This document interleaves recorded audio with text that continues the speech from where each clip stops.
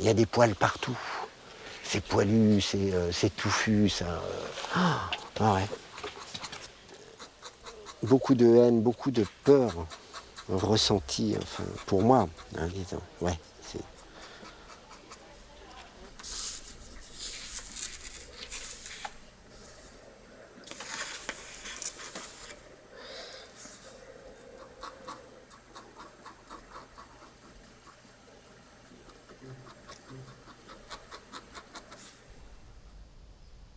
Cette nuit, je me disais, pour me protéger, je me mettrais bien dans un animal.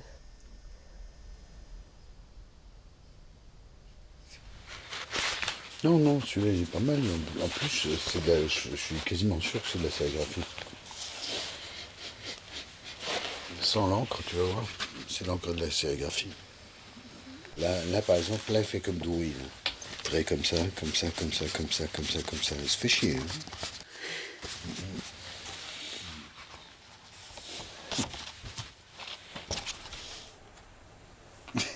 Va savoir ce qui lui est passé par la tête, là. Elle se planque dans le ventre. Il y a des intestins qui tournent autour. Il y a des chasseurs. Il y a un couillon qui regarde. Et pourquoi? Parce qu'il y a des chasseurs, elle va là-dedans. Mais pourquoi lui, il est là?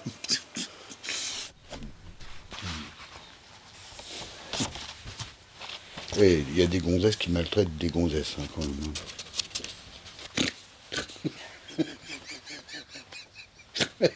Elle les déteste autant que les mecs. C'est dur, c'est dur. Et donc le truc, c'est de pouvoir trouver la sensibilité dans ça. Vous voyez.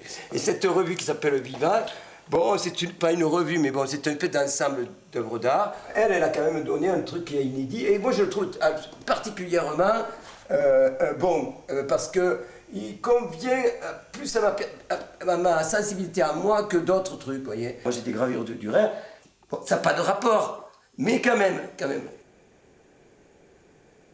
Ce que je trouve intéressant, c'est que dans son travail, qui est quand même un délire très fort de rêve éveillé, j'appelle ça, celui-là est particulièrement parfait parce que là il y a une espèce de balance dans la qualité de côté justement poétique, comme je disais.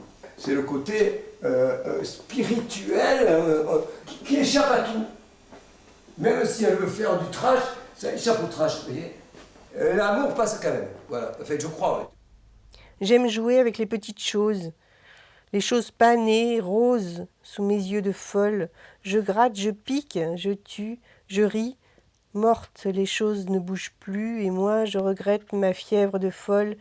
J'ai pitié de mes parents dégénérés, je voudrais effacer le sang de mes rêves en abolissant la maternité.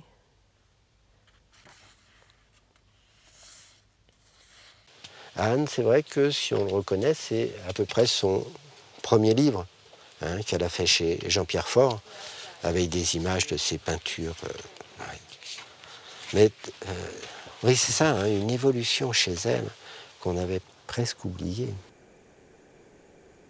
Du vrai réalisme. Ouais. Ben, disons, elle essaye d'y échapper par beaucoup de techniques nouvelles. Elle évolue, elle va chercher. Alors pourquoi elle a passé comme ça de l'abstraction à ça? Alors là, parce que c'est quand même un saut brutal, hein, à mon avis. Je vois pas qu'il y ait une phase intermédiaire. La rencontre d'Anne, certainement, avec Coste, a été un moment fabuleux. Et, Si tu fais pipi, on te coupe la visite. Ah! Si tu fais pipi, on te coupe la visite. Ah!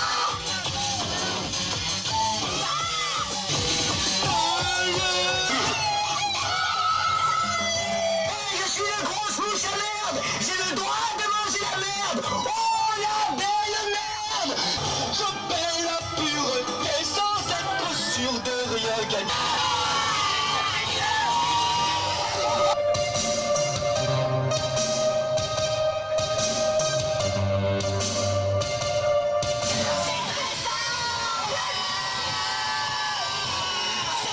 C'est mal, c'est sale, c'est mal, c'est sale, c'est mal. c'est vrai que c'est... Ouais. Quand tu la vois physiquement, non, tu as une personne d'une douceur absolue, d'une gentillesse, d'une éducation remarquable. Donc tout va bien. Ouais, ouais. Enfin, disons, je pense qu'on a, oui, tous un vécu, disons, tellement différent, tellement, des fois mal foutu, mais qu'il faut combattre, que, ouais. Mais on est, enfin, disons, moi, je suis pas là pour raconter ma vie, je suis essayé de là pour savoir ce qui m'intéresse chez Anne van der Linden, et certainement qu'on a partagé ce même absolu d'un monde qui va mal, mais qu'il faut réussir à retranscrire de la façon la plus idéale qu'elle connaisse, c'est-à-dire le dessin, la peinture, ouais. Offrir des images réalistes dans un monde de boue. Tu sais, tu as l'impression que l'abstrait a permis à toute une période, enfin disons, d'évacuer le plaisir de montrer, alors que bon, il est essentiel pour moi que l'art commence, enfin disons, de notre siècle un petit peu avant, à l'expressionnisme allemand, dire cette cruauté, enfin disons, de dénoncer une guerre tellement inhumaine et à la fois humaine, hein, parce que ce sont que des êtres humains qui sont là pour s'entretuer, pour faire charcuterie, pour se démolir et gouverner par des fous. Ouais. Femme debout, épuisée, épilée, ses jambes noires semblent en deuil de leur jeunesse. Elle appuie son dos cambré contre le mur hostile, son dos cambré par les rêves des hommes, et ne voit pas que l'aube est venue enfin, tant sa nuit a été longue. Ce type de travail underground, puisqu'il n'est pas reconnu encore en France, comme elle n'a pas ça, et qu'il n'y a pas de galerie en France qui te vendent des toiles au prix de couillons qui sont dans la presse ou tu vois, de je sais pas quoi. Donc elle produit des livres pour les montrer, pour faire voir, etc. Et donc le dessin est facilement reproductible en noir et blanc. Maintenant la couleur devient reproductible aussi facilement, quasiment. Et elle est partout où c'est possible. Donc là, vraiment, c'est une image exceptionnelle, hein, ce mariage de Pascal Loury et d'Anne van der Linden. Ouais. Mais il est vrai que ces derniers temps, elle a aussi fait ce fabuleux portfolio avec Placide, hein, où ils ont mélangé des images à eux deux. Chacun de notre côté, on a commencé des demi-dessins. En tout, dans ce portfolio édité, il y en a 13 sérigraphiés dans des teintes différentes. Il y a cette teinte-là, il y a cette teinte-là. Sinon, ça, c'est le même principe. Là, c'est tout simple. Il y a 0 élément de dessiné dans la couleur. Tout le reste se sépare en blanc, avec le trait noir, pour les personnages. On voit les originaux d'où c'est parti. Where is it? Donc, elle avait fait 2 personnages qui sont là, avec leur sein. J'ai mis des hommes autour, des hommes nus, en train de toucher la peau. Attali m'avait filé une revue érotique américaine des années 70 avec des photos de bonnes femmes, des noirs, qui prenaient des poses hallucinantes. Donc pour le projet Placide, j'ai utilisé ça. Je l'ai fait être victime d'une attaque d'une bande de voyous avec des barres de fer. Là, il a fallu que je passe de la gouache blanche bien droit ici pour pouvoir passer mon truc. C'est le seul bout où j'ai masqué le dessin de Anne. Et on peut retrouver d'une peinture à l'autre de chez Anne ou d'un dessin à une peinture souvent le même motif et même le même angle. Par exemple, celle-ci, je l'ai revue dans une peinture récente, mais pas avec le personnage que j'ai rajouté. Je suis sûr qu'elle en a refait d'autres. Tu vois, c'est pas vraiment le même, c'est presque la même position. Là, elle a le visage qui exprime le plus la sérénité dans le visage, et là, la douleur. Là, elle a la même blessure, les mêmes sabots. Bon, elle est un peu plus en arrière ici. Lui, il a le bas humain et la tête animale, contrairement à elle. Non, mais l'important, c'est qu'elle s'amuse. Hein. Moi, on me dit bien, ça fait 40 ans que tu fais le même dessin. Je m'en fous, moi. Je fais ça psychothérapeutiquement, presque, tu vois. J'en fais un par jour, et puis voilà, et c'est tout. Dans le tas, il y en aura un bien, peut-être.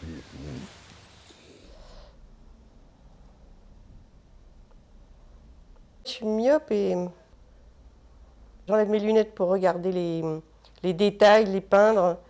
Une fois que je m'éloigne, je remets mes lunettes, je me rends compte que ça marche pas du tout parce que c'est en décalage avec le reste. La vision change, un truc qu'on trouvait bien, 10 minutes après, On ne comprend plus. Il faudrait presque fermer les yeux. Ouais, c'est celui-là, oui. Et celui-là, il y en avait un second, vous savez, avec les pommes en petits à sous-vert. Je ne sais pas s'il est là. Mais bon, ça vous suffit. Là, il doit être parti, je pense.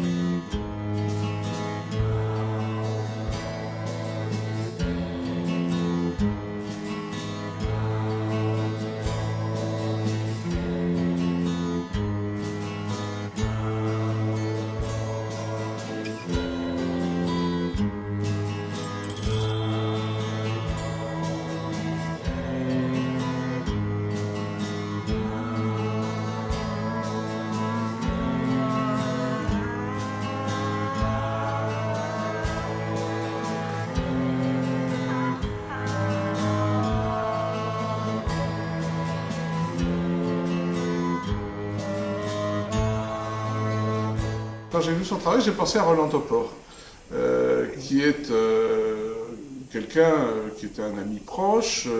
Et je retrouve chez Anne le même aspect, c'est-à-dire le choix d'une facture qui est une facture relativement traditionnelle, descriptive, ce qui était le cas chez Roland aussi. Dans ses dessins, par exemple, il avait ces petits dessins hachurés qui étaient inspirés tout simplement de ce qu'on appelle le griotage au XIXe siècle. Et Roland était passionné par le journal des voyages et des aventures de terre et de mer, qu'il avait beaucoup marqué par l'imaginaire déployé autour d'une facture assez traditionnelle. Chez Anne, c'est la même chose. Son travail est plus courageux que le travail de certaines installations artistiques qui sont là pour provoquer et qui se veulent provocantes, mais qui, à mon avis, sont d'une certaine manière plus convenues qu'un travail sincère comme celui-là, parce que il remue au fond du spectateur des choses qui sont de l'ordre je dirais, de la fable, qui sont de l'ordre de situations intemporelles et qui sont extrêmement intimes. C'est une peinture, je trouve, extrêmement intime.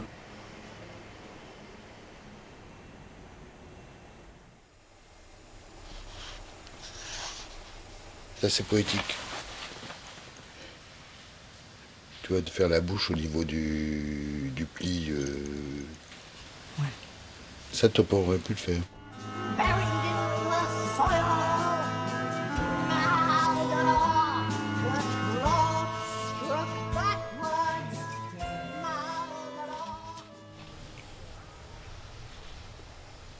Topor avait ce côté-là atypique graphiquement par rapport à son époque, mais thématiquement d'une perversion complètement contemporaine, quoi. Parce que lui, il avait eu une idée, alors qu'elle, il y a un état d'horreur. Voilà, tu vois, il y a un état d'horreur qui est là.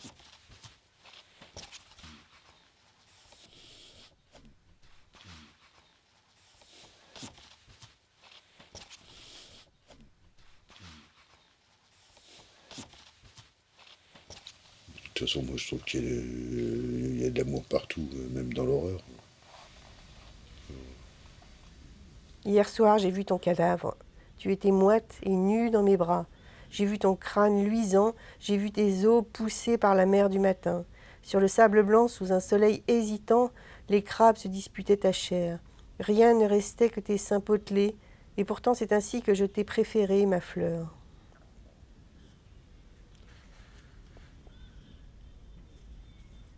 sais pas comment dire, c'est comme des espèces d'icônes. Il y a cette espèce de pénis là qui sort du bassin de la femme, espèce de monstre. Moi, ce dessin, en fait, je vois pas un homme et une femme, je vois une seule entité et je me reconnais. Enfin, ouais, c'est comme si je me voyais, quoi. Enfin, ça me ressemble, en fait. J'avais le désir de faire quelque chose de particulier et de voir qu'elle existait. Je me suis dit, mais c'est fou, enfin, je peux y aller. J'ai foncé direct, j'ai pris mon pseudo, j'ai commencé à travailler. Quand je suis un peu, comment dire, à la ramasse, c'est là pour me rappeler ce que je suis censée faire, en fait. Mais si tu fais ton truc, il y a peu de chances que tu tombes pile sur le goût de toute la société, c'est impossible, hein, pratiquement. Ouais. D'ailleurs, tu vois bien qu'avec le temps, plus elle peint, bah, plus les gens apprécient, quoi. Puis après, t'as les gens conformistes dans la famille et tout ça, mais bah, tu vois, il peut y avoir ça aussi. Quoique je pense pas, parce que ça, sa mère, elle s'y connaît, tu vois, c'est déjà plus facile que dans d'autres familles comme la mienne, où être artiste, c'est de toute façon être une butte de base, ou un clown, enfin, tu vois. Ah ouais, d'accord. Ah quoi? Ouais, artiste. Bah oui, artiste. Là, par exemple, j'ai des cartes postales d'elle qui sont accrochées au mur. Et elle parle aussi de l'homme-loup, de retrouver, enfin, d'arriver à rencontrer cet homme-loup qui peut nous ressembler et avoir les mêmes envies que nous. Et du coup, là, ce côté très... Enfin, avec cette bite animale, là. Enfin... Elle est sorcière par son travail, enfin, disons, oui, c'est un monstre. Et puis une petite fille derrière, tu sais, accrochée à ses jupes, qui dit non, c'est pas moi. Enfin, qui te dirait non, c'est pas moi. Oh, arrêtez de me prendre pour une vilaine dame. Je suis encore une petite fille. C'est minimaliste en fait. Sinon c'est de l'hypocrisie, attends. S'il n'y a même pas. Enfin, il y a quand même de la violence quoi dans les trucs. De toute façon, on n'arrête pas dans les trucs. On en est tellement de plus en plus entouré qu'on va finir par trouver que ces tableaux sont juste mignons. Au final, tu comprends? Mais parce qu'on va le voir. Si tu vas dans un restaurant, tu te massacres comme ça, tu vas bien voir ce que ça fait. Alors, le tableau, il est comment, là, ce coup-là? Il est trop ou il est pas assez? Tu vois? Parce qu'on est un petit peu édulcoré, hein, quand même. Forcément, on se rend pas compte. Les pieds qui font mal, les mains liées, le ventre qui pend, pas de voix pour crier, et toi qui t'installes dans mon corps refroidi pour hanter mes insomnies.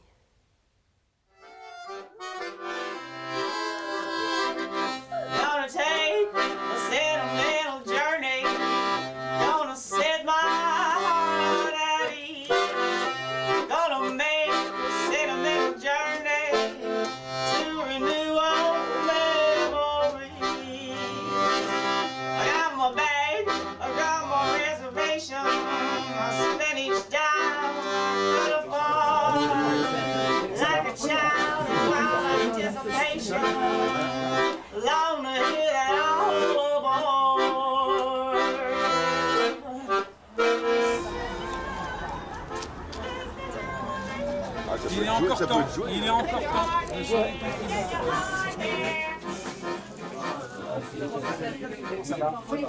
On est obligé d'être sur le mode combatif aussi. On est envahi par des choses. Par exemple, en peinture, c'est évident. Quoi. Tu rentres dans un domaine hyper connoté, hyper chargé d'histoire. En plus, histoire plutôt masculine. Là, tu descends du piédestal, tu descends de la position de muse, de modèle, de je ne sais quoi, et tu prends les armes, tu prends les pinceaux, et tu essaies de secouer, boum, Rembrandt, boum, Munch, boum, Soutine, alors donc ça...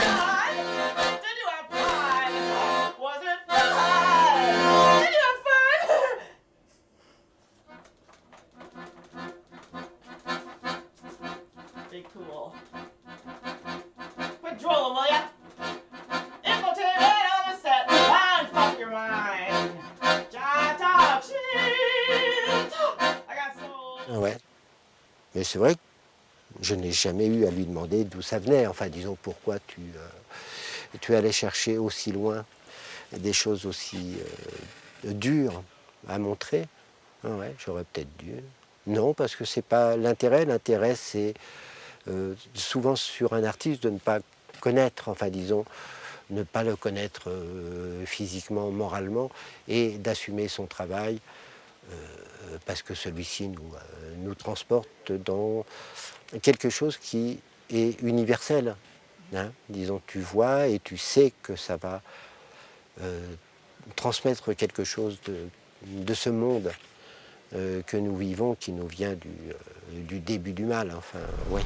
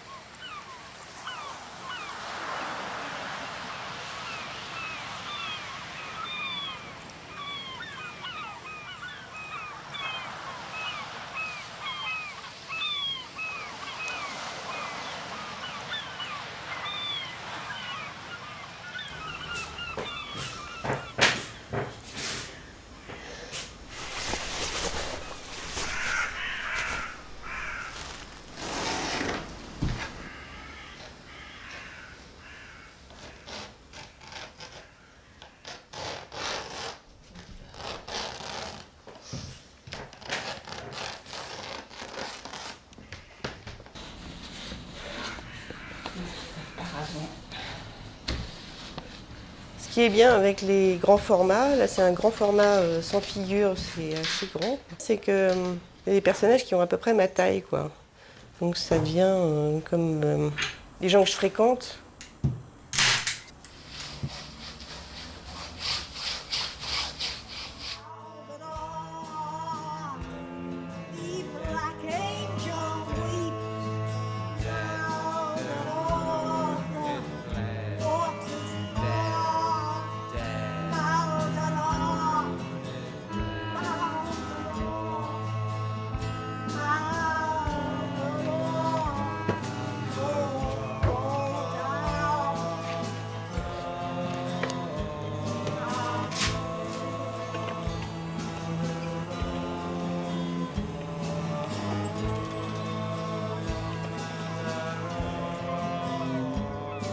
J'ai pris l'idée du rapport de force extrême, des figures archétypales, du roi qui est le dernier des survivants et qui donc est le dernier à manger l'avant-dernier.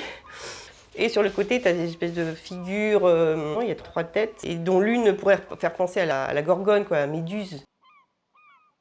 C'est en fait une méduse à 3 têtes parce qu'en fait, les Érigny étaient 3, donc ça serait 3 frangines.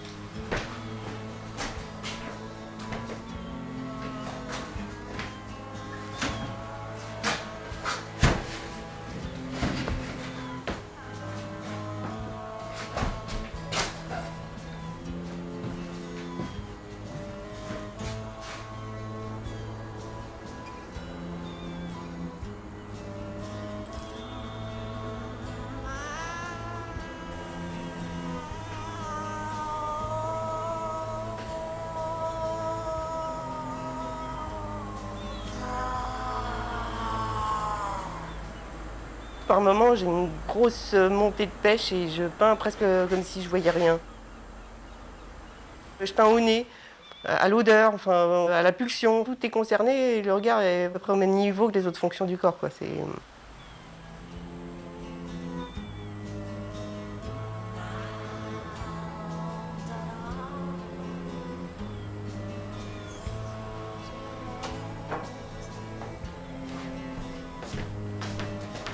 Là, j'ai continué en précisant au fur et à mesure les personnages. Donc, la Méduse, qui assiste à la scène, presque dépassée par l'horreur. Donc la première, elle a ses yeux écarquillés et elle pleure. Et la troisième, qui n'a pas cet air aussi monstrueux que les autres, qui a l'air d'une dame ordinaire, pourrait être la pauvre cantinière, qui a été embarquée sur le radeau, comme c'était la seule femme, et qui a été balancée à la flotte. Le roi, il a un côté un peu clown. Avec ses joues rouges, j'aimerais bien garder ça, mais je ne sais pas ce que ça va devenir. Et les avions, ils partent en Syrie.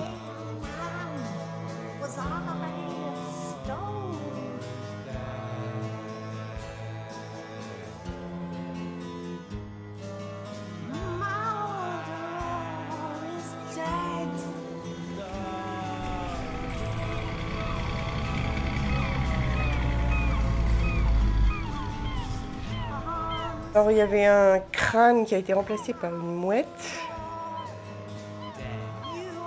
Le roi a des tongs.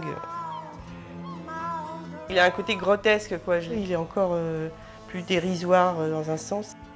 Mais il suce son cou, mais il y a quelque chose d'assez sexe là.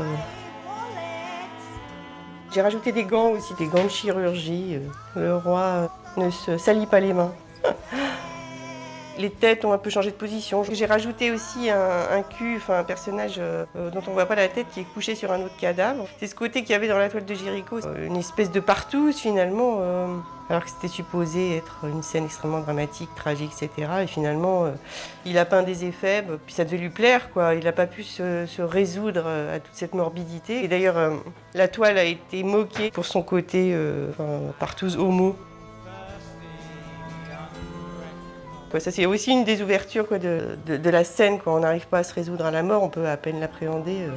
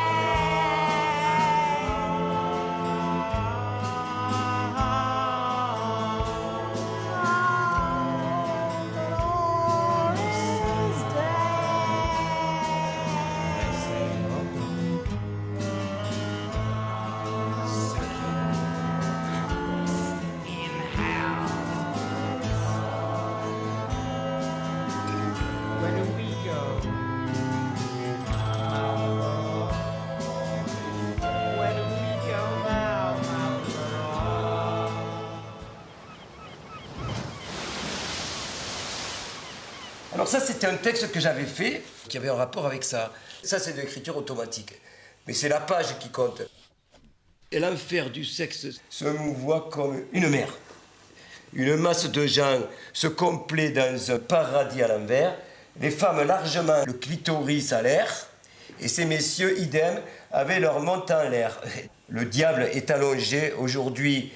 Il est autant masculin que féminin, c'est pour mieux les manger, ces petits humains malsains. La diablesse, elle se fait masturber par un boucher et après, quand elle en aura assez de ces dépravés au rabais, elle leur fera le coup de la menthe religieuse et d'autres suivront après et leur sort sera jeté comme un revolver à barillet.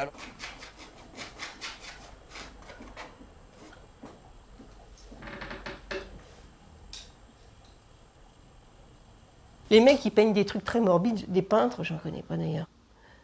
Tout tourne à la partouze en peinture. La peinture, c'est sexy de toute façon, ça a toujours été un peu comme ça, ouais. Avec les corps, les machins, ben oui, il y a un côté très libidinal, quoi. Ça a toujours été vers le sexe plutôt que vers la mort, hein. Même si tu représentes des squelettes, ça veut pas dire que... Enfin bon, pour moi, c'est ça, quoi. Pour moi, la peinture, c'est la vie.